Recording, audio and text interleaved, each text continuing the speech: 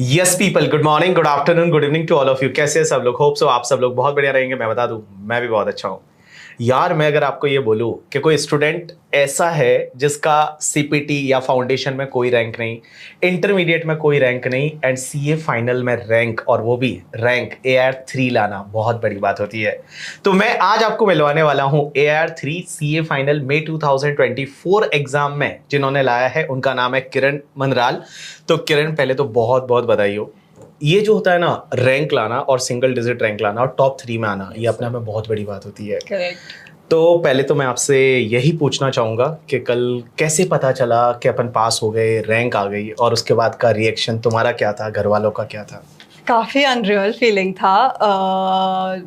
मैंने AIR के लिए तैयारी तो हमेशा एम तो वही होता है कि AIR लाना है, बट टॉप 3 में रहना वॉज काफ़ी टाइम लगा डाइजेस्ट करने में, सिंक इन करने में कि okay this is what I have achieved. But हाँ, कल सुबह एक्सपेक्टेड था कि 11 के अराउंड रिजल्ट आएगा, बट 10 o'clock को फ़ोन रिंग हुआ अननोन नंबर से। मेरी मम्मी ने एक्चुअली फ़ोन उठाया and she passed it over to me. तो फिर थोड़ा सा एक्सपेक्टेशन बढ़ गया था कि शायद this is the call. But हाँ, फिर प्रेसिडेंट ऑफ ICAI से बात हुई, उन्होंने बताया कि AIR 3 आया है। तो काफ़ी बहुत ही शॉकिंग फीलिंग था। मेरी मम्मी, मेरी बहन मेरे साथ थी, तो सब लोग वेट कर रहे हैं कि क्या चल रहा है, कि मैं उनको अपडेट दूँ उस चीज़ का। मैंने 2-3 बार पूछा, sir are you sure, are you sure.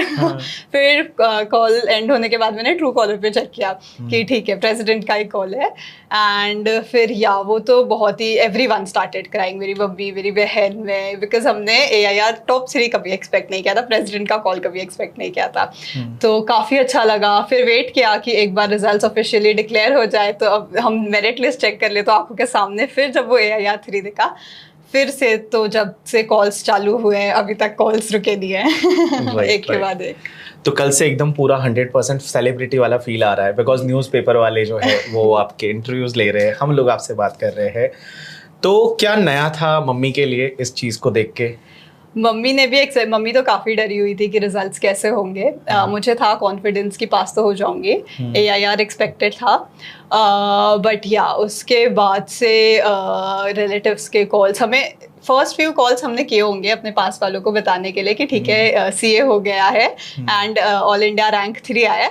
But उसके बाद से फिर लोगों के स्टेटस अपडेट होने शुरू हुए, ये हुए, तो फिर उसके बाद से ऑटोमेटिकली कॉल्स आना शुरू हुआ। सेंट्रल काउंसिल मेंबर्स, एक दो से बात हुई, काफ़ी अच्छा लगा। न्यूज़पेपर्स वालों के कॉन्स्टेंटली कॉल्स आ रहे थे, मतलब एक के बाद एक। मैं ऑन कॉल होती थी और उसके पीछे से 2-3 बार कंटिन्यूसली फ़ोन रिंग करता रहता था, वैसा वाला सिचुएशन हो रहा था। मम्मी भी काफ़ी खुश थी। मम्मी को दूर दूर के रिलेटिव्स, गांव से लोगों के कॉल आ रहे हैं, सोसाइटी, फैमिली, फ्रेंड्स, सबके कॉल आ रहे हैं। तो मम्मी को काफ़ी अच्छा लग रहा है, काफ़ी प्राउड फील कर रही है। राइट।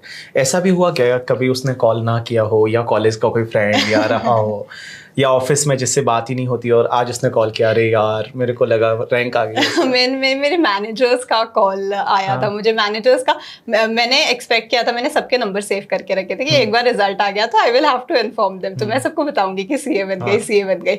बट सबका कॉल आया, जिनका मिस कॉल हुआ उनके व्हाट्सएप पे मैसेजेस आए, congratulations, give me a call when free. काफ़ी मुझे कॉल्स मिस करने पड़े। काफ़ी मैनेजर्स बहुत जो छुट्टी नहीं देते थे वो वाले मैनेजर करके, जो छुट्टी नहीं देते थे वो वाले मैनेजर्स का भी कॉल आया। बट हाँ, काफ़ी लोग खुश थे, तो अच्छा लगा। क्लाइंट जिनके ऑडिट किए हुए हैं, वो क्लाइंट साइड से भी लोगों के वाया कॉन्ग्रेचुलेटरी मैसेजेस आए, तो बहुत अच्छा लगा, काफ़ी अच्छी फीलिंग थी। तो किरण, में पहले ये जो इंटरव्यू है ये एकदम कैजुअल है, इसमें कोई भी ऐसा फिल्टर नहीं, ऑल अनफिल्टर्ड। ओके, तो कैसा रहा तुम्हारा स्कूलिंग, और स्कूलिंग के बाद में जो है वो कॉलेज कैसी रही, तो उसके बारे में अगर कुछ बताना चाहोगे? तो मैं born and brought up in Mumbai. I have stayed in Ghatkopar since I was born. मैं Holy Cross High School, which is a convent school, वहाँ जाती थी। स्टेट बोर्ड था। 10th में मेरा मैंने जैसे कि आपको मेंशन किया कि I was always good at studies but not the best. तो 10th में मेरा 91.8% आया था। मैंने बेटर एक्सपेक्ट किया था, बट ठीक है, 90 वाला थ्रेशोल्ड। मेरे घर वाले खुश थे, मैं थोड़ी डिसअपॉइंटेड थी, बट ठीक है, काम चला लिया उससे। फिर 12th, फिर उसके बाद मैंने HR कॉलेज, लकीली HR का कट ऑफ उस टाइम पे ऐसा निकला कि मुझे HR कॉलेज में एडमिशन मिल गया। वो भी काफ़ी अच्छा फीलिंग था कि अच्छे कॉलेज में एडमिशन हो गया। 12th में I secured 5th rank in the college, तो उस टाइम पे भी टॉप 3 मिस होने का थोड़ा सा गम था। तो बट काफ़ी अच्छा लगा, 94.77% आए, इसलिए मेरा ट्रैक रिकॉर्ड देख के मुझे एक्सपेक्टेड नहीं था कि ऑल इंडिया रैंक 3 आएगा, क्योंकि मेरा हमेशा से वो थोड़े से मिस हो गया है। लेवल 1 और 2 में भी, इंटरमीडिएट में भी रैंक नहीं था, तो मुझे कॉन्फिडेंस नहीं था अपने ऊपर कि मतलब वो कन्वर्ट हो जाएगा, कि नॉन रैंक से रैंक वाला कन्वर्ट हो जाएगा। बट हुआ जब कन्वर्ट, तो डायरेक्टली टॉप 3 में हो गया। तो काफ़ी मतलब पेशेंस रखा और वो वर्कआउट किया, तो बहुत। तो ये तुम्हारे लिए है कि लाइक रैंक अपने इंटरमीडिएट में नहीं है, फाउंडेशन में नहीं है, सीए फाइनल में ला सकते हो। और मैंने ऐसे बहुत सारे इंटरव्यू लिए, लास्ट टू लास्ट अटेम्प्ट में मानसी अग्रवाल आपने नाम सुना होगा, उसका भी पहले कोई रैंक नहीं था, ऑल इंडिया रैंक 3 आया सीए फाइनल में। तो 3 रैंक ऐसी होती है जो बहुत बार नहीं है, जो नॉन रैंकर है उनके लिए ये फिक्स रहता है नंबर। तो हो सकता है अगला 3 रैंक आपका आए, ट्राई करिए, मेहनत करिए उसके लिए।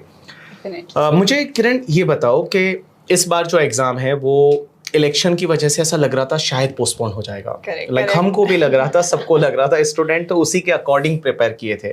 तुम्हारा क्या एक्सपीरियंस है, और जब पता चला यार कि पोस्टपोन नहीं हो रहा है, तो क्या हुआ तुम्हारे साथ में? यस, सो जब भी मैं स्टडी लीव में इनिशियली दिसंबर में गई, तो प्लानिंग तो उसी हिसाब से की थी कि मई 2 को एग्जाम, मई 1 मई 2 को तुम्हारा एग्जाम शुरू हो जाएगा। 4.5 मंथ्स की प्लानिंग की थी, उसके हिसाब से रिविजन्स एंड ऑल सब सब्जेक्ट के लिए टाइम निकाला था। बट जैन फेब मार्च जिस तरह से चीज़ें चल रही थी, थोड़ा थोड़ा डीले होते जा रहे थे रिविजन्स, टाइम ज़्यादा लग रहा था, और ऐसे लग रहा था कि this is getting out of hand, शायद मेरे रिविजन्स पूरे नहीं हो पाएंगे। तो only hope that was left to us कि इलेक्शंस एग्जाम के टाइम पे आ जाए और हमारे एग्जाम्स पोस्टपोन हो जाए। तो मार्च में आते आते तो ऐसा हो गया था कि बस अब बता दो रिजल्ट, इलेक्शन की डेट्स बता दो, ताकि हम उस तरह से पढ़ाई कर सके। और वो टाइम तक काफ़ी एग्जॉस्टन भी हो चुका था, बिकॉज मैंने दिसंबर से ही फुल ऑन, मतलब से डे 1 से मेरा प्लान था कि I have to get into it, एकदम स्टार्टिंग से ही 10-12 घंटे वाली पढ़ाई शुरू करनी है।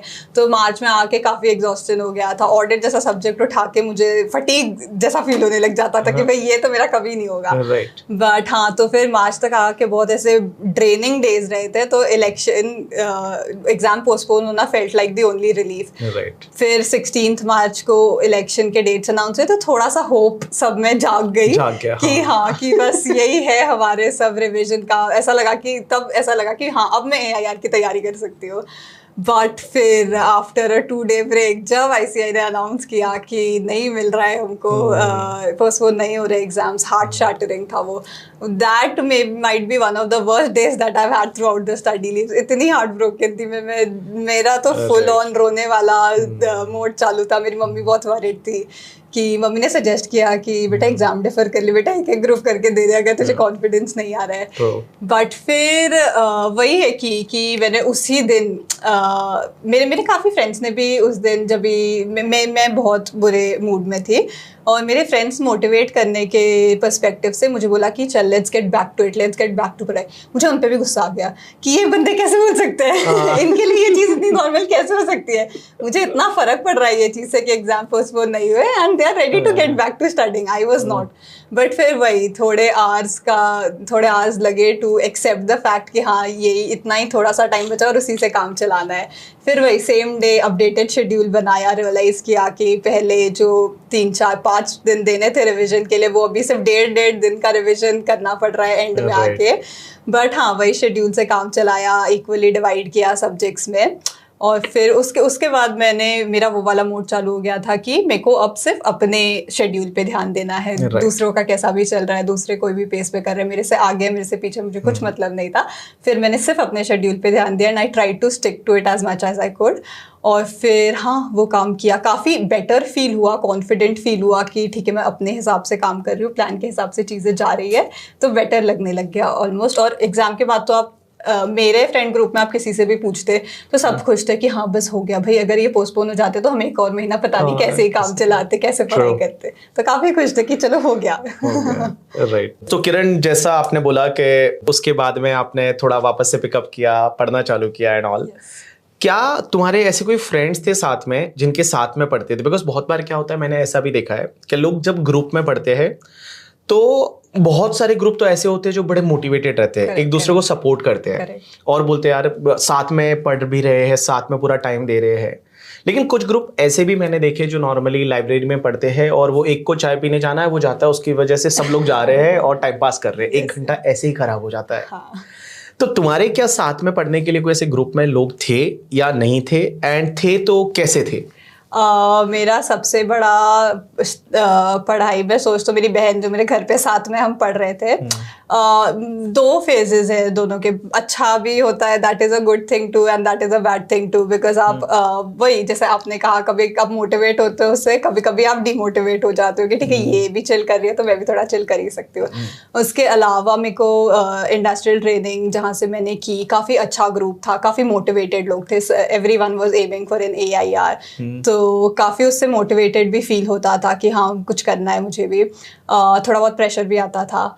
और स्पेसिफिकली मुझे अभी स्टडी लीव में जाके रियलाइज़ हुआ कि मतलब अगर तुम्हारे पास कोई स्टडी बडी है तो it is a very good thing for you. तो मेरे लिए ऐसे 2 दोस्त थे मेरे जिनसे मैं कॉन्स्टेंटली बातें कर रही थी, उनकी प्रोग्रेस कैसी हो रही है, मेरी प्रोग्रेस उसके अगेंस्ट कैसी हो रही है, वो सब बातें होती रहती थी दिन भर। मेरे लिए बहुत मेन चीज़ ये भी थी कि मेरे डेली प्रोग्रेस में इतना होता था, मेरे गोल्स ऐसे होते थे ना कि मीट नहीं हो रहे थे डेली गोल्स, तो फिर हर दिन मैं डिसअपॉइंटेड होती थी और मैं फिर व्हाट्सएप पे शुरू हो जाती थी कि यार ये सब्जेक्ट भी बुरा है, ये सब्जेक्ट भी नहीं हो रहा मेरे से, तो कि चलो ऑडिट नहीं हुआ, ऑडिट के लिए तो सभी रो रहे हैं, बट मैं दूसरे सब्जेक्ट भी उठा रही हूँ कि अरे यार SFM के सम भी नहीं सॉल्व हो रहे अब तो मुझसे, अब तो मेरे क्या ही हालत आ गई है। तो बहुत परेशान किया मैंने अपने दोस्तों को स्टडी लीव में बट हाँ उनकी वजह से काफ़ी स्ट्रेंथ भी मिला है। They motivated me to sign up for test series कि हाँ किरण दे दे एक बार दे दे, पता चल जाएंगे, अच्छे बुरे मार्क्स भी है तो कोई चिंता नहीं है, तू दे के दे दे बस। बट हाँ उसकी वजह से काफ़ी अच्छा लगा एंड आई एम होपिंग मेरी वजह से भी उनको कुछ हेल्प हुई हो। हाँ बट यस स्टडी बडीज मेरे को लगता है बहुत बड़ा की है टू योर सक्सेस। यस तो वो जो दोनों फ्रेंड है आपको क्रेडिट दिया है यहाँ पे करके, किरण अगर उनका नाम लेना चाहती है ले सकती है। श्योर एक आदित्य है who is with me through out my industrial training and एक गौरव है who was in my school, but coincidentally school में हमारी बात नहीं होती थी, बट फिर थ्रू इंस्टाग्राम एंड स्टफ हमारा बात होना चालू किया एंड हाँ बहुत मोटिवेशन मिला ये दोनों बंदों से। चलो नाइस, वेरी नाइस। तो अच्छे दोस्त होने चाहिए लाइफ में जिससे आप बात कर सको, पढ़ाई की बातें कर सको और साथ में लाइक पढ़ सको, वो बहुत जरूरी है। अच्छा किरण, जो एग्ज़ाम का टाइम रहता है लाइक जब आपने पहले आर्टिकलशिप किया फिर आपने इंडस्ट्रियल ट्रेनिंग भी किया, इसमें से बहुत सारे बच्चे हमको ये पूछते हैं कि लाइक इंडस्ट्रियल ट्रेनिंग करना चाहिए या नहीं करना चाहिए, और आई थिंक इंडस्ट्रियल ट्रेनिंग की वजह से आपका 6 महीना डिले भी हुआ। करेक्ट। तो आप थोड़ा इंडस्ट्रियल ट्रेनिंग के बारे में इनको बताओ, बिकॉज बहुत सारे बच्चे कंफ्यूज रहते हैं कि सर हम इंडस्ट्रियल ट्रेनिंग करें या ना करें, एंड करें तो क्यों करें, ना करें तो क्यों ना करें। तो मेरे लिए तो सबके लिए अलग अलग फैक्टर्स होते हैं। तुम्हारी आर्टिकलशिप कैसी चल रही है, वैसे मैंने डेलॉइट जब ज्वाइन किया, बिग 4 ज्वाइन करना ही था इंटर के बाद, तो डेलॉइट हो गया, काफ़ी अच्छा लगा, बट जब काम शुरू हुआ ऑडिट का, वर्क लाइफ बैलेंस ऑडिट में थोड़ा काफ़ी मुश्किल हो जाता है। एंड हमें तो वर्क लाइफ बैलेंस नहीं, हमें वर्क स्टडी बैलेंस चाहिए होता है, वर्क स्टडी बैलेंस, लाइफ है ही नहीं हमारी। तो वो मैनेज करना काफ़ी डिफिकल्ट था। फर्स्ट ईयर में मैंने एक्चुअली ट्रांसफ़र लेने का सोचा था, मेरे इतने बुरे हाल हो गए थे, बट वही मेरे फ्रेंड्स ने मुझे कहा कि ट्रांसफ़र लेने से अच्छा वेट फॉर सम टाइम और तुम थोड़ी देर टाइम बाद इंडस्ट्रियल ट्रेनिंग अपॉर्चुनिटीज़ ढूंढ सकते हो। तो मेरा वो काफ़ी बड़ा फैक्टर था कि सिंस मुझे पता था मेरी पढ़ाई अफेक्ट, मैं वहाँ रह के आर्टिकलशिप ऑडिट में करके मैं पढ़ाई नहीं कर पा रही हूँ, तो I will have to shift to industrial training, maybe that is the solution.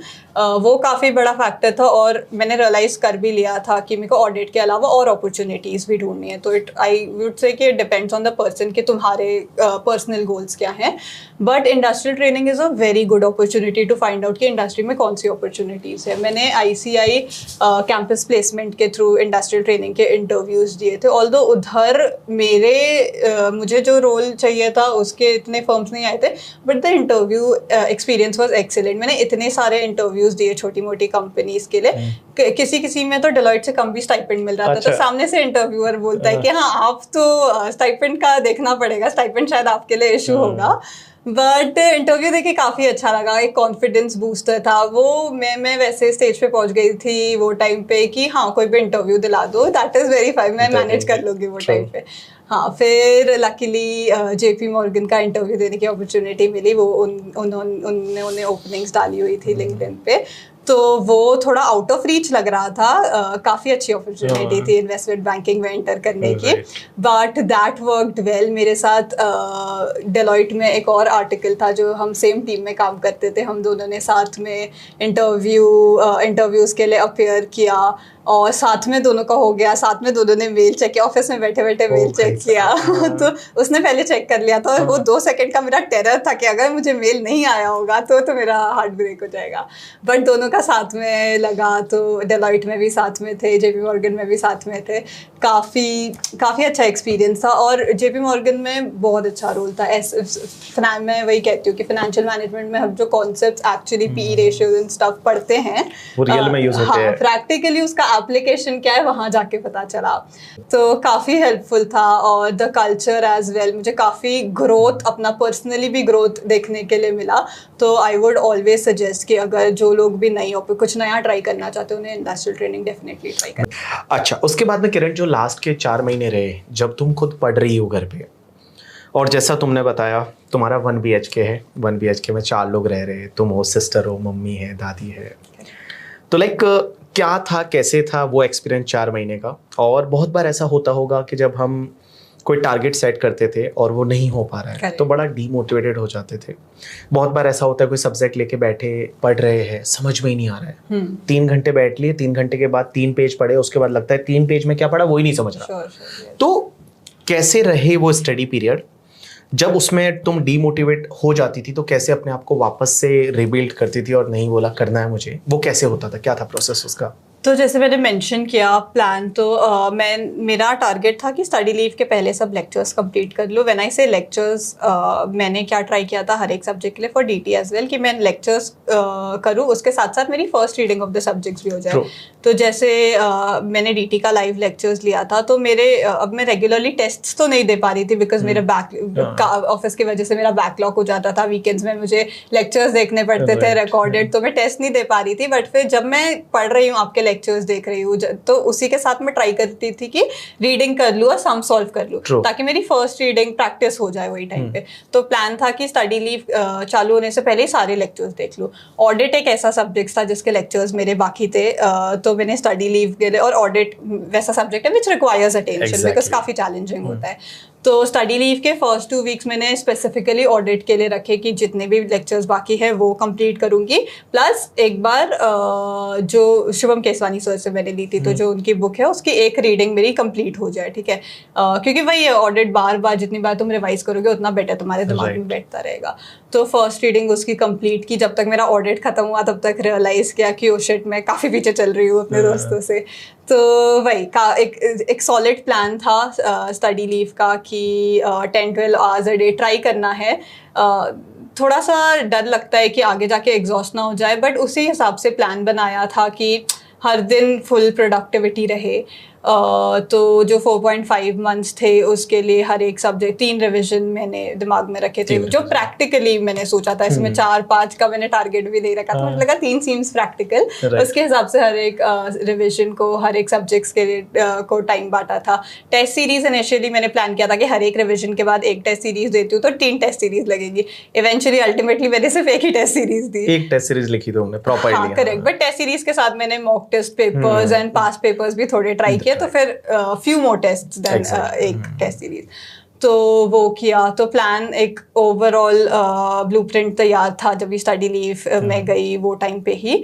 फिर इवेंचुअली उसके हिसाब से breaking it into weekly plans and daily plans. कैसे मोटिवेट करती थी अगर मान लो कभी जो टारगेट था वो नहीं हो रहा है तो?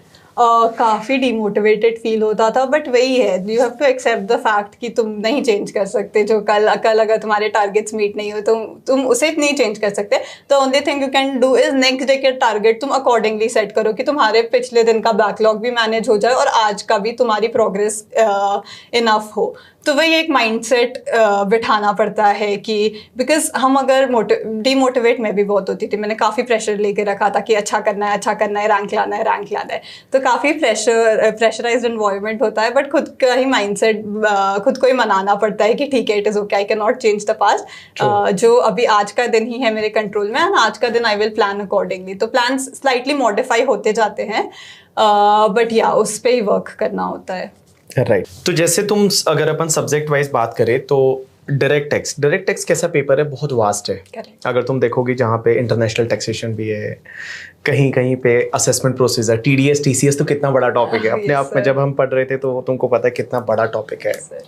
तो कैसे इनकम टैक्स को समराइज किया जाए और लास्ट के एक दिन में इतना रिवाइज करना है, तो कैसे तुमने उसको प्लान किया? बिकॉज इनकम टैक्स इसलिए पहले पूछ रहा हूँ, एक तो मेरी स्टूडेंट रही है तो ऑब्वियसली मैं पूछूंगा और दूसरी चीज़ आपको पता है किरण ने ऑल इंडिया में 90 मार्क्स स्कोर किया है। I think 90 is India highest. अभी मेरे पास पूरा डेटा आया नहीं है, बट जितना डेटा मेरे पास अभी आया है उसके हिसाब से 90 इज़ अ पेपर अवार्ड। तो इंडिया में हाईएस्ट डायरेक्ट टैक्स में मार्क्स है वो 90 है। तो कैसे इतना 90? और तुमको क्या ऐसा लग रहा था कि इनकम टैक्स में 90 आएगा? नहीं, इनकम टैक्स के सम सॉल्व करने जाती थी तो चैलेंजिंग लगता था, बट वो है कि इंटर से मेरा प्रैक्टिकल सब्जेक्ट्स ओवरऑल के साथ कंफर्ट रहा है। मुझे काफ़ी पसंद था टैक्स। जैसे लेक्चर्स भी मैं देखती थी तो आप जैसे सिखाते थे तो कॉन्सेप्ट्स क्लियर हो जाते थे, दे मेड सेंस कि ठीक है आप कुछ बोल रहे हो तो समझ रहे हैं कि okay this is how things are suppose to happen. Challenging होता है तुम्हारे टैक्स रेट्स याद करना, काफ़ी छोटी छोटी चीज़ें याद करना, जैसे TDS TCS आपने मेंशन किया। वो चैप्टर्स के लिए स्पेसिफिकली मैं क्या करती थी कि रिवीजन लेक्चर्स ऑब्वियसली आपका पूरा अपलोडेड है, तो मल्टीपल टाइम्स रिवीजन लेक्चर्स सुन के ना तुम्हें आदत हो जाती है कि आप छोटी छोटी चीजें भी बीच में कुछ रेफरेंस दोगे ना तो वो भी याद आ जाता है कि ठीक है नेक्स्ट सर का यही रेफरेंस होता है। तो उसके चक्कर में and I used to write things down. तो तुम लेक्चर्स देख रहे हो प्लस तुमने लिख दिया कि ये सेक्शन इतना टैक्स रेट, ये सेक्शन इतना टैक्स TDS रेट, तो वो मल्टीपल रिविजन्स तुम्हारे TDS TCS जैसे चैप्टर्स के लिए तो काफी जरूरी है।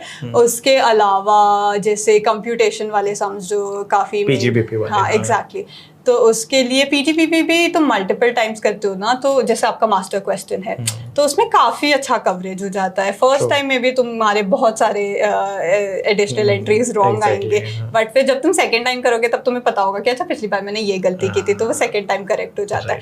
तो अगर तुम मास्टर क्वेश्चन करते हो फिर सब सम्स सॉल्व करने का तुम्हारा टारगेट होता है, तो फिर समझ जाता है कि ठीक है एग्जॉस्टिव तुम्हारी तैयारी हुई है, फिर तुम वही मल्टीपल टाइम्स करते हो तो चीज़ें याद होने लग जाती है। मैं क्या करती थी, मैं हर सम के बाजू में उसमें जो भी ऐसे ट्रिकी पॉइंट होता था ना मैं वही मेंशन कर देती थी। अच्छा। तो फिर इवेंचुअली जब मैं सेकंड थर्ड रिवीजन कर रही थी तो मुझे पता होता था कि ये सब में ये ट्रिकी पॉइंट है, तो अगर एग्जाम में सेम चीज रिपीट होती है तो पहले ही समझ जाता है कि ठीक है इसमें ये चीज का ध्यान देना है, पिछली बार जो गलती की थी वो वापस नहीं रिपीट करनी है। फिर ऐसे आई रिमेम्बर PGBP में टी डिपॉजिट वाला कुछ अकाउंट होता था, एग्जैक्टली हाँ, यस वो होता था। फिर उसमें अगर वो स्पेसिफाइड पर्पस के लिए यूज नहीं होता था, वो एग्जेम्पशन बन जाता था, एग्जैक्टली। एंड फिर उसके बाद उसका 40-60 करो, ये सब चीजें करो, तो there is a way the sums are solved. तो जैसे 2-3 सम्स अगर आपके क्वेश्चन बैंक में होंगे तो अब समझ जा रहा है जब ये 2-3 कर लिया तो there is a standardized way to do this. तो मैंने अपनी बुक में वो लिख लिया था कि first you do this, then you do this, then you do this, तो एक स्टैंडर्ड क्रिएट कर दिया। अभी वो वाला उससे रिलेटेड कोई भी सम आ जाए मैं सेम फॉर्मेट में उस फिगर्स डाल दूंगी तो वो सॉल्व हो जाएगा। वैसे चीजें की टैक्स रेट्स ऑब्वियसली एक जगह लिख दिए, वो मल्टीपल टाइम्स तुम याद करो तो यही होप कर सकते हैं कि इवेंचुअली वो याद हो जाए। CA में समझने के साथ साथ कहीं कहीं रट्टा भी मारना पड़ता है, ये जरूरी है और ये हर सब्जेक्ट में होता है। ये वेरी गुड। उसके साथ में लाइक ऑडिट, जैसे शुभम केशवानी सर से आपने ऑडिट लिया, और ऑडिट ऐसा सब्जेक्ट है ना जो लाइक अभी इस बार भी अगर आप रिजल्ट देखोगे तो ऑडिट में इतने मार्क्स नहीं आते हैं। तो ऑडिट को कैसे मैनेज करना, बिकॉज बहुत सारे बच्चों से जब मैंने पूछा कि मैं ऑल इंडिया रैंक 3 का इंटरव्यू लेने वाला हूँ तो उन्होंने पूछा कि ऑडिट को कैसे मैनेज करना, एंड एक उन्होंने बोला था जो IBS करके पेपर है, अगर 5 पेपर है तो क्या वो कॉम्प्लीमेंट्री है या उसके लिए अलग से और कोई बड़ी तैयारी करनी पड़ेगी? तो 2 क्वेश्चन मैंने आपसे बोला। तो ऑडिट तो मुझे पर्सनली भी काफ़ी डॉन्टिंग लगता था कि ये कैसे ख़त्म होगा, और लोगों का इंटरव्यूज, अभी मैं इधर हूँ, मैंने इमेजिन नहीं किया था मैं कभी इस side this side of the camera. किसका इंटरव्यू देखा था तुमने? मैंने अक्षय जैन का। हाँ, अक्षय जैन से मैंने बात भी की थी, बट ऐसे काफ़ी लोगों का इंटरव्यू देखा था। ऑडिट वही सबसे मोस्ट डॉन्टिंग सब्जेक्ट होता है, एंड देयर आर पीपल जो शुभम सर से भी, जैसे वो अपने टेलीग्राम में भी ये कोशिश करते थे कि बच्चे रोज थोड़ा थोड़ा ऑडिट उठाएं तो इजी होगा तुम्हारे लिए। सर एमसीक्यूज भी पोस्ट करते रहते थे। बट मैंने रियलाइज किया कि मुझसे ये नहीं हो रहा, बिकॉज मेरे दूसरे सब्जेक्ट्स को अगर मैं फुल फोकस देना चाहती हूँ तो मैं डेली 1-2 आवर्स नहीं निकाल पा रही हूँ ऑडिट के लिए। मेरे लिए काफी मुश्किल हो रहा है। तो मेरा वही प्लान था कि मैं अगर डीटी को 1 हफ्ता दे रही हूँ तो उसके बाद मेरा नेक्स्ट वीक आता है ऑडिट, तो वो पूरा टाइम ऑडिट के लिए मैं डिवोट करती थी। और ऑडिट जब तुम 1 हफ्ता ऑडिट करते हो ना तो तुम 2nd-3rd डे में आके अपनी प्रोग्रेस देखते हो, ऐसा लगता है कि दिस इज गोइंग नोवेयर, कुछ प्रोग्रेस नहीं हो रही है। तो आई रिमेम्बर मेरा एक बार ऑडिट में ऐसा हुआ, तो बीच में मैंने सब्जेक्ट चेंज कर लिया था, एफआर उठा लिया। फिर एफआर के 1-2 ऐसे चैप्टर्स किए जो मुझे पसंद है, जो मुझे पता है कि मेरे से सम सॉल्व हो जाते हैं, वो सॉल्व किया तो बेटर, फिर मोटिवेशन आया कि हाँ तो थोड़ा अच्छा फील। हाँ एग्जैक्टली। फिर वापस I jump back to audit. तो वही दूसरे सब्जेक्ट का कॉम्बिनेशन के साथ ऑडिट मैनेज किया। काफ़ी ऑडिट में थ्योरी है तो काफ़ी चीज़ें याद करनी पड़ती है। और मैं ना वैसी बंदी हूँ, स्कूल लेवल से भी मैं वैसी बंदी रही हूँ कि मुझे थोड़ा सा परफेक्शन चाहिए आंसर में। तो ऐसा नहीं कि मैंने मेन पॉइंट्स याद कर लिए फिर मैं अपने मन से लिख लूँगी। तो मैं काफ़ी ज़्यादा टाइम लगा देती हूँ ऑडिट के सब्जेक्ट्स में कि ठीक है एक पेज में इतना सारा टाइम लगा दी क्योंकि ये लाइन मेरे को परफेक्ट करनी है, ये लाइन मेरे को परफेक्ट करनी है। बट उसकी वजह से मेरे को फर्स्ट रिविजन में बहुत ज़्यादा टाइम लगा। बट उसकी वजह से मैं जब 2nd रिविजन या 3rd रिविजन में मैंने जंप किया तो मुझे चीज़ें याद थी। मतलब जैसा सर ने टेक्स्ट बुक में लिखा है वही मैं खुद के मन से रिकॉल कर पा रही हूँ। तो सिंस मेरा फर्स्ट रिवीजन काफ़ी टाइम लगा के अच्छे से किया था, इसलिए मेरे को 2nd और 3rd रिवीजन में वो हेल्प हुआ। तो वही मेरा क्वालिटी का मैंने काफ़ी ध्यान दिया, उसकी वजह से मेरे नंबर ऑफ रिविजन्स में भी कम हुए होंगे, बट जो फर्दर रिविजन्स थे मेरे वो ईजी हो गए। That is how I tackled audit. As for IBS new था हमारे लिए, एग्जैक्टली न्यू था। बट आईबीएस को मैंने इनिशियली जैसा प्लान किया था कि अगर 1 हफ्ता में हर एक सब्जेक्ट को दे रही हूँ तो 1 हफ्ता में आईबीएस को दूंगी। मुझे नहीं पता था कि आईबीएस टैकल कैसे करना है, बट मैंने बस टाइम रखा था उसके लिए।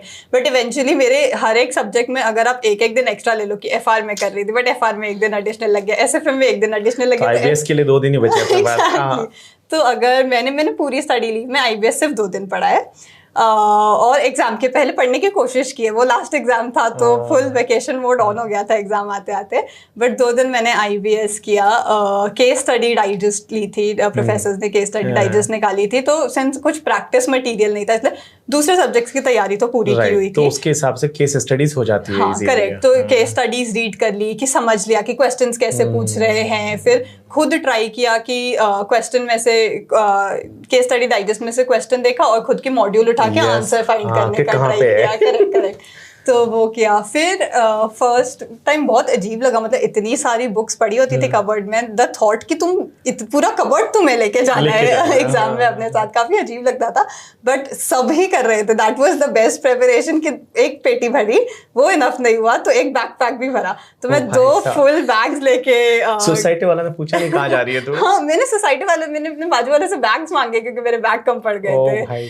तो फुल तैयारी करके मम्मी को लेके गई क्योंकि खुद तो नहीं उठाए जा रहे थे सब। मम्मी लेने भी आई थी, छोड़ने भी आई थी, तो वो लेके गई। और मैंने देखा मॉड्यूल ने मेरी काफ़ी हेल्प की आईबीएस में। जैसे कॉस्टिंग और लॉ हमने पढ़ा नहीं हुआ था, तो कॉस्टिंग में मैंने क्या किया, कॉस्टिंग के काफ़ी जनरली आता नहीं है, काफ़ी कम वेटेज होता है आईबीएस में कॉस्टिंग का, बट हमारे टाइम पे थोड़े बहुत क्वेश्चंस थे। तो वही लॉ और कॉस्टिंग जैसे सब्जेक्ट्स में सिंस मैं I was not familiar with the modules क्योंकि कभी देखी नहीं है मॉड्यूल्स, तो मैंने सबसे पहले अगर कोई डायरेक्ट क्वेश्चन आया है कॉस्टिंग का तो मैंने इलस्ट्रेशंस ढूंढने की कोशिश की कि क्या ये सेम मॉड्यूल में रिपीटेड है। एंड लकीली वो for me it turned out कि सेम क्वेश्चन है मॉड्यूल में। तो मुझे फट से इलस्ट्रेशन मिल गया। मुझे 5 मिनट लगे होंगे उसे ढूंढने के लिए। फिगर्स चेंज थे, वो मैंने फिगर्स चेंज करके सॉल्व कर दिया सेम मैनर में। ऐसे हेल्प हुई। ऑडिट का मैंने मॉड्यूल्स पढ़ी हुई थी थोड़ा बहुत, इतना टाइम नहीं था बट थोड़ा बहुत मॉड्यूल्स पढ़ी हुई थी। तो ऑडिट में भी एक वियर्ड क्वेश्चन था जो समझ नहीं आ रहा था कहाँ से, बट आई रिमेम्बर कि ये मैंने ऐसे 240 के अराउंड कहीं देखा है। तो जल्दी जल्दी से मॉड्यूल पलट के इलस्ट्रेशन सारे ढूंढे तो वो भी मिल गया। तो काफ़ी मतलब अच्छा एक्सपीरियंस था, बट मैं बोलूँगी कि मॉड्यूल्स काफ़ी हेल्पफुल थी फॉर आईबीएस। राइट तो मॉड्यूल्स जो है जितने भी सब्जेक्ट की है वो आपको कैरी करके जाना है साथ में। करेक्ट, सब क्योंकि सब बहुत सारे material, not just module but आपकी कॉम्पैक्ट, आपका क्वेश्चन बैंक, सारा जितना आपके कॉम्पैक्ट पास कंपाइलर और material जितना है। मटेरियल है वो सब लेके जाओ, पता नहीं कहाँ से क्या आ जाए। Yes. और इस बार तो ऐसा हुआ था कि कंपाइलर में कुछ क्वेश्चन ऐसे थे जो एज इट इज था आईबीएस में करके, ठीक है। तो लाइक बहुत बार ऐसा हो सकता है, तो आपको हर मटेरियल है वो साथ में लेके जाना है। किरण मुझे एक चीज बताओ कि लाइक लोग बोलते हैं रैंकर जो है वो दिन में एक तो 20-20 घंटे पढ़ते हैं, रैंकर कुछ अलग चीजें, अलग तरह की चीजें खाते होंगे करके, ठीक है। तो मैं नहीं मानता दोनों चीजों को, तो तुम बताओ कि कितने घंटे पढ़ना चाहिए और क्या चीजें तुम खाते हो कि भाई रैंक आ जाए। मुझे सिंस मेरा भी इंटर में रैंक नहीं था ना, तो मुझे भी ऐसे लगता था, अनअचीवेबल लगता था कि पहले कि ये कोई डिफरेंट स्पीशीज के लोग होते हैं। Exactly. मतलब पता नहीं है ये क्या प्रिपरेशन करते हैं, या तो क्या टैलेंट होता है इनमें जो हम में नहीं है, राइट। बट फिर वही अभी ये स्टेज पे हूँ तो मैंने रियलाइज किया कि मेरी जो स्ट्रैटेजी थी, मैंने अपने मेरी जो प्रेफरेंसेस थी और मुझे जो सूट हो रहा था अपने पर्सनल चॉइसेस के हिसाब से मैंने अपना स्टडी प्लान किया and it worked for me. तो तुम्हारा पर्सनली तुमको अपने स्ट्रेंथ्स कंसिडर करने हैं कि तुम्हें कैसा जमता है, तुम कितने आवर्स पुट इन कर पा रहे हो, तुम्हें कौन से सब्जेक्ट्स अच्छे लगता है, कौन से सब्जेक्ट्स अच्छे नहीं लगते। तो it is mainly dependent on you. सबका मतलब सबका plan will work for them. Hard work, needless to say you have to put in the most hard work. मैंने on an average वही मेरा टारगेट होता था 10 से 12 घंटे पढ़ने का। on bad days कम भी हुआ है, 8 hours या उससे कम। ऐसे भी दिन हुआ है कि मैंने पढ़ाई नहीं की है। अच्छा। मैं ऑडिट उठाती थी, मेरा शेड्यूल बहुत ख़राब हो गया था। ख़राब एज इन मैं रात को पहले 2 बजे सोती थी, 4 बजे, 6 बज के 8 बजे और 10 बजे भी सोई हूँ मैं। अच्छा। दिन में सोई पड़ी रहती थी और रात भर पढ़ रही हूँ, वैसा हो गया था मेरा। तो फिर हाँ वही, तो मेरे आवर्स थोड़े कोई दिन कम होते थे, कोई दिन ज़्यादा होते थे, बट मैंने अपना बेस्ट करने का ट्राई किया। और वही जो तुम जितने भी आज तुम पुट इन कर रहे हो, you have to be the most productive. कि मैंने ऑडिट उठाया, मुझे समझ रहा है कि ये सब्जेक्ट में मेरा प्रोग्रेस नहीं हो रहा है, तो मैंने सब्जेक्ट चेंज कर दिया, क्योंकि मुझे अपने आवर्स नहीं वेस्ट करने हैं, मेरे को अपने प्रोडक्टिव आवर्स ही डालने हैं एट वर्क। तो मैंने टारगेट किए थे 10-12 आवर्स फ्रॉम डे 1 इटसेल्फ। तो वही मैं कहूँगी कि टारगेट तो हाई ही रखना है, एम तो हाई करना है, बट फिर वो नहीं अगर अचीव होता है तो उसके हिसाब से अपना प्लान चेंज करना है। वो कोई स्पेसिफिक फूड वगैरह खाना रहता है रैंक लाने के लिए? ऐसा कुछ नहीं सर, मेरा मैं एंड में इतनी परेशान थी कि मेरा खाने में तो ध्यान ही नहीं था। मैं बैठी रहती थी अपने स्टडी टेबल पे, मेरी मम्मी मेरे लिए खाना लाती थी, अपने हाथ से खिलाती थी कि खा ले हो गया है खाने का टाइम। कुछ नहीं, मेरा घर का नॉर्मली खाना था, बाहर का एंड में थोड़ा कम कर दिया खाना क्योंकि तबीयत पे ध्यान देना था, बट कुछ नहीं, नॉर्मली खाने से आ गया रैंक। अच्छा एक चीज़ बताओ, बहुत बार जब हम पढ़ रहे होते हैं तो सोशल मीडिया आज की डेट में आज की डेट में तो सोशल मीडिया बहुत ज़्यादा लोगों को इन्फ्लुएंस करता है। और ऐसे बहुत सारे बच्चे मेरे को मिलते हैं जब बोलते हैं कि सर हमने उसकी पोस्ट देख ली और उसके बाद हमारा दिन ख़राब हो गया करके, ठीक है। एक लड़की का भी कॉल आया कुछ टाइम पहले, बोलती है पढ़ाई नहीं हो रही। तो मैंने कहा पढ़ो, क्यों नहीं हो रही? तो बोले मेरी एक फ्रेंड थी स्कूल की, उसकी शादी हो गई, वो घूम रही है, इसलिए उसकी पढ़ाई नहीं हो रही, ठीक है। तो तुम कितना सोशल मीडिया यूज़ करती हो, या उस टाइम पे कितना इन्वॉल्वमेंट उसमें था, या मोबाइल बिल्कुल ही छोड़ दिया था, या क्या था? सोशल मीडिया तो इन जनरल काफ़ी, मतलब डे टू डे लाइफ में जब मेरा ऑफिस चालू था तो काफ़ी यूज़ करती थी। स्टोरीज पोस्ट करना, स्टोरीज देखना, सब अप टू डेट रहती थी। बट फिर towards the end of it, जब मैं नवंबर दिसंबर का टाइम आ गया, तभी रियलाइज़ होने लग गया कि ये कम करना पड़ेगा, बिकॉज ऑफिस में सारा टाइम काम करने में ज़्यादा था और घर में पढ़ाई में इन्वेस्ट करना पड़ रहा था हर टाइम। तो फिर वो थोड़ा थोड़ा करके खुद ही कम होते गया। मतलब मेरा ऐसा पॉइंट आ गया था कि मेरे पास इंस्टाग्राम ऐप फ़ोन पे पड़ा है बट मैं यूज़ नहीं कर रही हूँ। अच्छा। तो towards the end of study leave वो आ गया था। फिर मैं स्टडी लीव में गई तो दिन में पढ़ाई के अलावा कुछ करने के लिए होता नहीं था। मतलब दोस्तों से बात करना थोड़ा बहुत तो चलता रहता था, बट तुम्हें ऐसे ब्रेक चाहिए होता है ना, तो उसके लिए मैं थोड़ा बहुत सोशल मीडिया यूज़ करती थी, but there was always a limit. मेरे को कभी ऐसे वो नहीं हुआ कि घंटे सोशल मीडिया पे वेस्ट हो गए। तो थोड़ा बहुत यूज़ किया, दिसंबर में यूज़ किया, जनवरी में यूज़ किया। उसके बाद फिर रियलाइज़ हुआ कि ठीक है, ये अगर इससे सोशल मीडिया से मेरा आधा घंटा 1 घंटा भी बच रहा है ये अनइंस्टॉल करके, तो वो बचाना पड़ेगा। अगर वो मेरा पढ़ाई कर सकती हूँ मैं वो टाइम पे भी, तो वो बचाना पड़ेगा।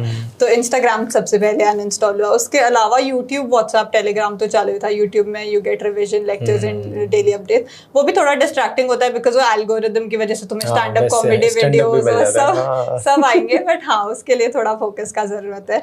उसके अलावा टेलीग्राम पे भी काफी सारे अपडेट्स आते हैं, तो वो तो चाहिए। व्हाट्सएप में यू हैव टू कंट्रोल कि तुम किससे बात कर रहे हो। तो मेरे तो वही 2-3 स्पेसिफिक चैट्स थे जिसमें पढ़ाई का ही अपडेट्स आ रहा था, जा रहा था, एक दूसरे की प्रोग्रेस ट्रैक हो रही थी।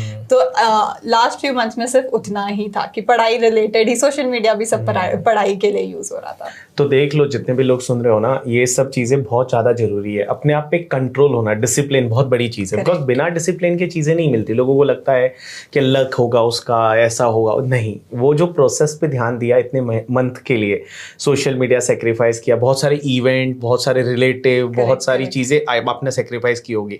ऐसा हुआ होगा ना कि लाइक कोई रिलेटिव आ रहा है तो बोला बात ही नहीं करनी, वैसा हुआ? हाँ, मेरी फैमिली काफ़ी सोशल है। हमारी जो कम्युनिटी है काफ़ी ऐसे वेलनेट कम्युनिटी है, तो लोगों का घर पे आना जाना लगा रहता है। मेरी पूरी फैमिली, जो चाचाज हैं, बुआज हैं, सबकी फैमिली मुंबई में रहती है, तो काफ़ी आना जाना लगा रहता है। सिंस मेरी दादी रहती है घर पे, तो लोग खबर बात पूछने सब आते रहते हैं। तो वो एक मेन फैक्टर था कि हमने स्टडी लीव पे जाने से पहले ही मना कर दिया था कि घर पे अभी किसी की एंट्री। तुमने रिलेटिव को मना कर दिया, मत आओ मेरे हमारे घर पे? हमने मम्मी से कॉल करवाया, बुआ चाचा लोगों को, कि बस अभी मई के बाद ही एंट्री मिलेगी घर पे। फिर नेबर्स का भी बंद करवा दिया था। मम्मी को बोला था घर के अंदर किसी को एंट्री नहीं देनी। डोरबेल थी हमारी, बैटरी वाली डोरबेल है, तो मेरी बहन ने उसमें से सेल निकाल दिए थे, तो हमारी डोरबेल ही नहीं बचती थी। काफी डिलीवरीज भी मिस कर दी है, क्योंकि डिलीवरी बॉय आके डोरबेल बजा के गया, बट किसी ने खोला ही नहीं। तो वो फोकस के लिए वो मोड ऑन किया। मम्मी और अम्मा को भी अंदर बेडरूम में आना अलाउड नहीं था। अगर बेडरूम में आए तो फिर बात ना करें। अच्छा, अगर मेरे स्टडी टाइम के बीच में तुम आ रहे हो बेडरूम में, तो प्लीज इधर उधर की बात ना करना। वो स्ट्रिक्ट इंस्ट्रक्शंस था। तो हाँ, वो सब छोटी छोटी चीजें काफी गिव अप की इसके लिए। अभी सब काफी खुश है। जब मई के बाद एग्जाम्स आए, रिजल्ट्स के टाइम पे सबको बुलाया कि आओ आप पार्टी करेंगे। तुम भी डिजर्व करते, तुम्हारा भी एक कॉन्ट्रीब्यूशन है। Right, very good. And like ये जो है, अभी तुम सीए बन गई हो, ऑल इंडिया रैंक 3 है, बहुत बड़ी बात है, बहुत पैसा भी मिलेगा। आगे जाके करना क्या है? एंड ऐसा होता है ना, लाइक हर किसी का ऐसा सपना होता है। When I came to Mumbai, तो मुझे ये लगा था यार एक खुद का घर लेना है मुझे, पैसे कमा के, और एक गाड़ी लेनी है अच्छी। तो तुम क्या करना चाहती हो आगे जाके? अभी तो मैंने जैसे बताया, जेपी मॉर्गन इन्वेस्टमेंट बैंकिंग से इंडस्ट्रियल ट्रेडिंग की थी, तो फाइनेंस सेक्टर में ही I will try to find a better role. अभी सिंस रैंक के पहला वाला वैसा फेज था कि क्या करना है, रैंक आए, काफ़ी अनसर्टेनिटी थी कि रैंक आएगा या नहीं आएगा, तो कैसी अपॉर्चुनिटीज़ मिलेंगी, बिकॉज मार्केट भी इतना अच्छा नहीं है अभी। बट अभी होपफुली बेटर अपॉर्चुनिटीज़ मिलेंगे, काफ़ी सारे चांसेस खुलेंगे ये रैंक की वजह से। तो वही फाइनेंस सेक्टर में कुछ आगे जाके अच्छा करना है। उसके अलावा ड्रीम, लाइक यू सेड, मेरा भी वही रहेगा, मुंबई में घर बनाने का। तो इवेंचुअली वो भी आगे जाके, फिलहाल करियर में फोकस करना है, बट इवेंचुअली वो ड्रीम्स भी मीट करने के स्टेज पे पहुंच जाएंगे। राइट। अभी जब से रैंक आई, ऐसे कोई रिलेटिव आए रिश्ता विश्ता लेके के चलो यार किरण के लिए ये लड़का ढूंढ ले? मम्मी को ऐसा किसी का कॉल आया? रिश्ता विश्ता नहीं, मेरे रिलेटिव्स ने पूछना चालू कर दिया कि किरण की एज क्या है, बट अभी तक रिश्ते नहीं आए हैं। अच्छा। चलो जल्दी बहुत अच्छा रिश्ता आएगा फिर। और जैसे मैंने ऐसा सुना कि जो पढ़ने वाले लोग होते हैं वो सिर्फ पढ़ते ही है, बाकी उनकी लाइफ में कोई हॉबीज या ऐसे कोई इंटरेस्ट वाले एरियाज नहीं रहते। तुम्हारे साथ कैसा रहा तुम्हारा? क्या ऐसा था कि जब तुम एकदम पढ़ाकू ही हो, या बाकी कभी घूमने भी चली जाती थी फ्रेंड्स के साथ, या लाइक वैसा भी रहा आर्टिकलशिप या इंडस्ट्रियल ट्रेनिंग में? मैं काफी पढ़ाकू हूँ, मेरे को फोकस करने में कभी प्रॉब्लम नहीं हुई है। कभी कभी ध्यान भटक जाता है, बट फिर मेनली पता है कि ये गोल है, सीए फाइनल अचीव करना है, अच्छे मार्क्स से लाने हैं, तो गोल काफ़ी क्लियर था, तो फोकस करने में इतना इशू नहीं हुआ है। बट ऑब्वियसली काफ़ी इंडस्ट्रियल ट्रेनिंग के टाइम पे लास्ट वीक तो हम घूम ही रहे थे। अच्छा। कभी किसी दिन यहाँ डिनर हो रहा है, किसी दिन टीम के साथ हो रहा है, किसी दिन फ्रेंड्स के साथ हो रहा है, काफ़ी वही लास्ट फ्यू डेज से तो we made the most out of it. हर दिन कुछ ना कुछ नया प्लान बन रहा है, तो वो लाइफ भी जी हुई है। स्टडी लीव के लिए भी प्लान पक्का था कि 4.5 महीने घर पे बताना है, तो एक इवेंट था 31 दिसंबर, तो डिसाइड किया था कि 31 दिसंबर हाफ डे सुबह पढ़ाई होगी, उसके बाद शाम को बाहर निकलेंगे, फिर फर्स्ट का भी हाफ डे बाहर यही सब में जाएगा, घर आने में, आराम करने में, और फिर फर्स्ट जनवरी सेकेंड हाफ से पढ़ाई शुरू करेंगे। तो बीच का 24 आवर्स अपने लिए ब्रेक सोच के रखा था। उसके अलावा मेरे फ्रेंड के भाई, मेरी बेस्ट फ्रेंड है, उसके भाई की शादी तय हुई थी विच वाज इन अप्रैल, तो पता था कि उस दिन छुट्टी चाहिए तो प्लान अकॉर्डिंगली किया था कि इस दिन छुट्टी लेनी है। और वो तो उसने ना बोलने का अपॉर्चुनिटी नहीं दिया कि आना ही है, मेरे को पता है तेरे सीए फाइनल एग्जाम है, तू पढ़, तू प्लान इसी तरह करके भाई की शादी अटेंड कर सके। तो वही पहले से प्लान था कि 31 दिसंबर को छुट्टी होने वाली है, अप्रैल में 1-2 दिन छुट्टी होने वाली है, प्लान उसी अकॉर्डिंगली किया। उसके अलावा पूरे 4.5 महीने में घर पे थी, बट हाँ आर्टिकलशिप के टाइम पे वीकेंड्स यहाँ वहाँ जाना काफ़ी एंजॉय किया है। मुंबई को पूरा एक्सप्लोर किया है। हाँ, राइट, वेरी गुड। अच्छा, ये जितने भी बच्चे हैं अभी एग्ज़ाम दे रहे हैं, कुछ बच्चे हैं वो नवंबर में एग्ज़ाम दे रहे हैं, कुछ मई 2025 में एग्ज़ाम देंगे, कुछ ऐसी चीज़ें जो तुम बताना चाहोगी कि अगर इन चीज़ों पे ध्यान दिया जाए तो you can clear in this November और मई जब भी आप एग्ज़ाम दे रहे हो, and you can clear with the good marks. तो कुछ ऐसी चीज़ें इनको बताना चाहोगे आप? मेरे लिए तो वही मैं अभी जाके रियलाइज़ कर रही हूँ, जो मैंने प्रेपरेशन की वो अभी it turned out to be the AIR 3 वाली प्रेपरेशन। तो मैंने काफ़ी बेसिक चीज़ें ही की थी, इनिशियली से पता था कि हार्ड वर्क तो करना ही है। और हाँ, आई वुड से कि अंडर एस्टिमेट ना करे खुद को, बिकॉज मैं कभी कॉन्फिडेंट नहीं थी कि मेरा AIR आए। मेरे को मतलब ऑब्वियसली काम किया था AIR के लिए, बट ऐसे कभी खुद पे इतना भरोसा नहीं था कि रैंक ला सकूँ, coming from non rank background in inter CA। तो वही एम हाई करें और खुद पे कॉन्फिडेंस रखें, बिकॉज आई वुड से कि अगर मैंने कर लिया तो कोई भी कर सकता है जेन्युइनली। तो हाई एम रखें, अपना वर्क हार्ड करें, और हाँ फोकस शेड्यूल उसी तरह से बनाएं जो खुद को सूट हो सकता है। मतलब मैं खुद इंटिमिडेट हो जाती थी प्रीवियस रैंकर्स से सुन के, 4-5-6 रिविजन। आई एम श्योर उनने उस तरह से प्लान किया होगा कि उनके लिए वो पॉसिबल था, बट मुझे पता था मेरी कैपेसिटी कितनी है, तो उसी हिसाब से प्लान किया, and that worked out for me. तो आई एम श्योर कि अगर हर बच्चा अपनी कैपेबिलिटी के हिसाब से प्लान करे तो they can also work it out. Done. तो ये वाली चीज़ें हैं जिसको आपको ध्यान रखना है, डिसिप्लिन रहना है, कंसिस्टेंसी रखनी है, पढ़ाई है वो कंसिस्टेंटली करनी है। इन्होंने सिर्फ 4.5 महीने में 2 दिन छुट्टी ली थी, एक तो 31st वाली और एक फ्रेंड के भाई की शादी वाली। और लाइफ में ऐसा लगता है कभी कभी ब्रेक भी जरूरी होते हैं, बिकॉज उसके बाद में आपका जो और ज़्यादा अच्छे से आप पढ़ पाते हो। तो ये सब चीज़ें अच्छे से प्लान होनी चाहिए आपके साथ में। और गाइस, अगर आप ये ढंग से प्लान से आप पढ़ते रहेंगे, जैसा किरण ने किया वैसा तुम भी कर सकते हो। And Kiran, thanks a lot to you and best of luck for your future. जब भी मैं आज से 10 साल बाद जब देखूं तो ऐसा लगना चाहिए यार किसी कंपनी की CEO है, CFO है, या कोई अच्छे लेवल पे अच्छा काम कर रही है, स्टार्टअप चालू किया है, फाइनेंस के फील्ड में कुछ अच्छा किया है। सो आपके लिए बहुत बहुत शुभकामनाएं इस सब के लिए। एंड हम लोग जब ये फेलिसिटेशन इवेंट करेंगे अभी मुंबई में ही, और तुम मुंबई से हो तो हम लोग मिलने वाले हैं एंड पार्टी करने वाले हैं। So thanks a lot, thank you so much for calling me।